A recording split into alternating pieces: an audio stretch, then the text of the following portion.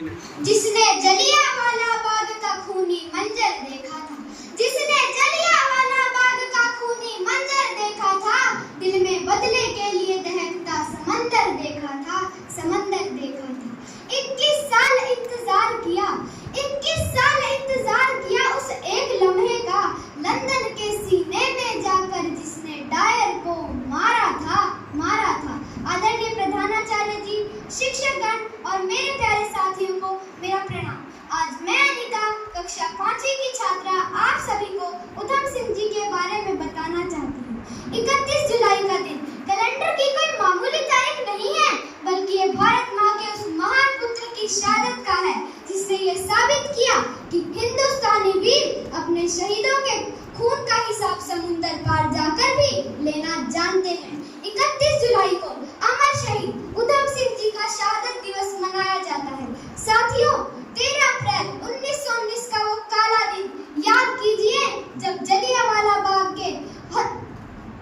में कई मासूमों, बिलखते बच्चों और बेबस माताओं पर गोलियों की बौछार कर दी गई थी। चारों तरफ चीख पुकारें थी, लहू से जमीन लाल थी और कुएं लाशों से भर चुके थे। उसी खूनी मिट्टी को हाथ में लेकर एक 19 साल के नौजवान ने ये कसम खाई थी कि जब तक इस कत्लेआम के गुनहगारों को इनके अंजाम तक नहीं पहुंचा दूंगा, तब तक ये उधम सिंह शांत नहीं बैठेगा। सीने में जुनून और आंखों में रवानी रखता था, सीने में जुनून और आंखों में रवानी रखता था। वो भारत माँ का शेर था, जो लंदन में भी अपनी कहानी लिखता था, कहानी लिखता था। जिसकी ललकार से हिल गई थी अंग्रेजी हुकूमत, जिसकी ललकार से हिल गई थी अंग्रेजी हुकूमत, वो अपनी रगों में एक लाभ की रवानी रखता था, रवानी रखता था। बदले की है आप, एक दो दिन नहीं बल्कि पूरे 21 सालों तक उधम सिंह जी के दिल में जलती रही। इस दौरान वे भेष बदलते रहे, नाम बदलते रहे, दर्जी बने, कारपेंटर बने, जलपोतों पर काम किया, आधा संसार नाप लिया, लेकिन कभी अपने लक्ष्य को नहीं भूले। 13 मार्च 1940 को लंदन के कैक्सटन हॉल में जब जलियांवाला बाग हत्याकांड का मुख्य जिम्मेदार सर माइकल डायर मंच पर बैठकर चेखी बगा रहा था, तब उधम सिंह जी ने अपनी किताब को काटकर उसमें छिपाई हुई पिस्तौल निकाली और गरजते हुए माइकल के सीने में गोलियां उतार दी। गोली चलाने के बाद वे भागे नहीं, न ही उन्होंने जान बचाने की भीख मांगी। उन्होंने अपनी पिस्तौल नीचे रखी, मुस्कुराए और सीना चौड़ा करके अपनी गिरफ्तारी दी। जब अंग्रेज अदालत में उनसे उनका नाम पूछा गया, तो उन्होंने किसी धर्म का दायरा नहीं चुना।